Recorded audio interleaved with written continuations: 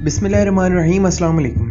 K2 mount Everest के बाद दुनिया का सबसे बुलंद तरीन पहाड़ है, मगर ये माउंट एवरेस्ट से भी ज़्यादा खतरनाक तस्वुर किया जाता है। इसकी अहम वजह K2 पर होने वाले हादसात हैं। वो कोहे पैमा जो माउंट एवरेस्ट और K2 दोनों सर कर चुके हैं, उनकी नज़र में K2 को सर करना निस्बतन बहुत मुश्किल था। K2 पर हर 4 में से एक कोहे पैमा की मौत हो जाती है। यहाँ पर सफ़र करने वाले कोहे पैमा की मौत की शरह तकरीबन 29% है, जबकि दुनिया के सबसे बड़े पहाड़ माउंट एवरेस्ट में ये शरह सिर्फ 4% है। माउंट एवरेस्ट तकरीबन 8,848 मीटर बुलंद है, जबकि K2 8,611 मीटर। इन दोनों की बुलंदी में तकरीबन 216 मीटर का फासला है। K2 का सबसे खतरनाक मुकाम बॉटल नेक, जिसे कोहे पैमा अपनी जुबान में डेथ जोन या मौत की घाटी भी कहते हैं, ये तकरीबन 8,000 मीटर की बुलंदी से शुरू होता है। यहाँ पर तेज हवा, -50 से 60 डिग्री टेम्परेचर और ऑक्सीजन की कमी किसी भी इंसान के लिए जानलेवा साबित हो सकती है और माजी में होती भी रही है।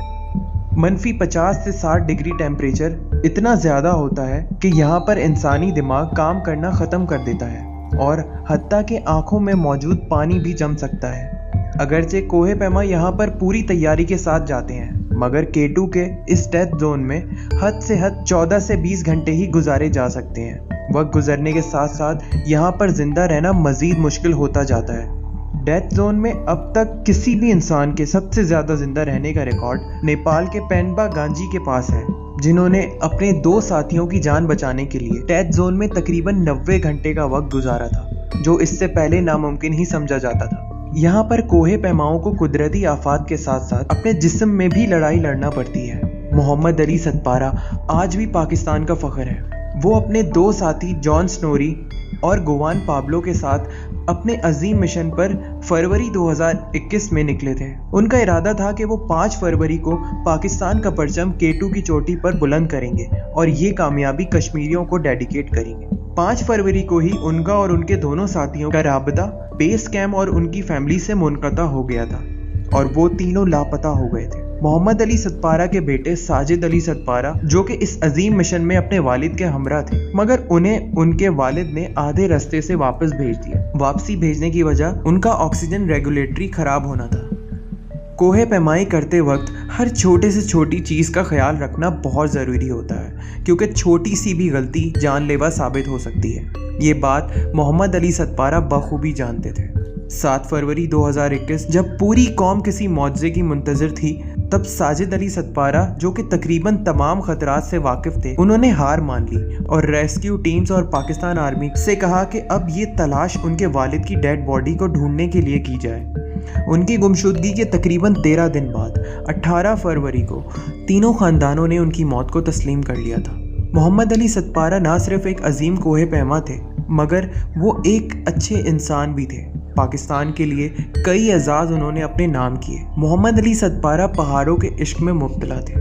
वो कोहे पैमाई से बेपनाह मोहब्बत करते थे। इस दुनिया में तकरीबन 14 ऐसे पहाड़ हैं जिनकी बुलंदी 8,000 मीटर से भी ज़्यादा है, जिनमें से 8 मोहम्मद अली सतपारा ने सर कर लिए थे। ये बहुत बड़ा एजाज़ था, जो कि मोहम्मद अली सतपारा की बदौलत पाकिस्तान की झोली में आ गिरा। पहाड़ों का बेटा खुद भी सब्र और हौसले का पहाड़ हुआ करता था और हमेशा अपने घर वालों को दिलासा दिया करता था कि सब कुछ ठीक हो जाएगा। वो अपनी औलाद की तालीम पर बहुत तवज्जो दिया करते थे। किसी भी पहाड़ को सर करने के लिए ज़रूरी है कि इंसान सबसे पहले अपनी हिफाजत करे, जबकि मोहम्मद अली सतपारा वो इंसान थे जो कि ना सिर्फ खुद की हिफाजत किया करते थे, बल्कि ऐसे हालात में अपने दोस्तों की भी मदद किया करते थे। दुनिया में कई कोहे पैमा हैं जो आज भी मोहम्मद अली सतपारा के हाथ की चाय और कॉफ़ी दोनों को बहुत याद करते हैं। बकौल उनके, मोहम्मद अली सतपारा बहुत ज़बरदस्त कॉफ़ी और चाय बनाया करते थे। मोहम्मद अली सतपारा 2015 की सर्दियों में नांगा पर्वत सर करने में नाकाम रहे, मगर उनका हौसला और पहाड़ों से उनका इश्क इस हद तक था कि उन्होंने अगले ही साल 2016 में नांगा पर्वत को सर करके वहां पाकिस्तान का परचम लहराया। मोहम्मद अली सतपारा इससे पहले भी एक दफ़ा K2 सर कर चुके हैं, मगर इस बार उन्होंने ये इरादा किया था कि वो ये काम सख्त सर्दियों में करके पाकिस्तान का नाम मज़ीद रोशन करेंगे। मगर इस बार शायद कुदरत को कुछ और ही मंजूर था और पहाड़ों का बेटा पहाड़ों की आगोश में ही लापता हो गया। साजिद अली सतपारा ने अपने वालिद से अपनी मोहब्बत की जो मिसाल कायम की वो शायद पूरी दुनिया में ढूंढने से भी ना मिले। कई दिन, हफ्ते, महीने गुजर जाने के बावजूद उन्होंने हिम्मत ना हारी और अपने वालिद की तलाश को जारी रखा।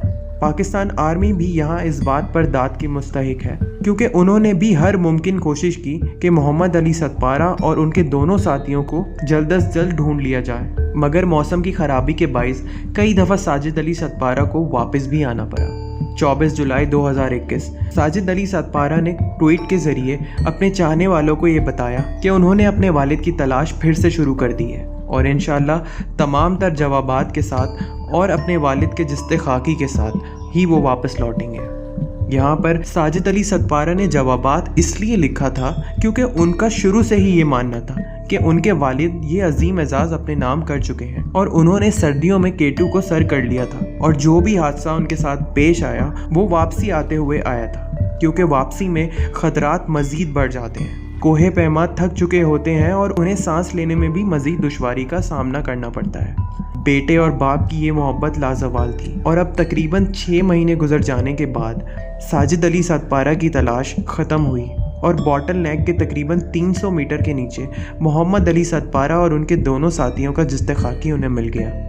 नामुमकिन को मुमकिन बनाया बाप बेटे की मोहब्बत ने। साजिद अली सतपारा का यकीन यही था कि उनके वालिद K2 सर कर चुके थे और उम्मीद यही लगाई जा रही है कि वो ऐसा कर चुके थे। साजिद अली सतपारा ने भी K2 की चोटी सर कर ली है और उन्होंने भी वहाँ पर पाकिस्तान का परचम लहराया। अल्लाह पाक मोहम्मद अली सतपारा की मग़फ़िरत फरमाए। आमीन।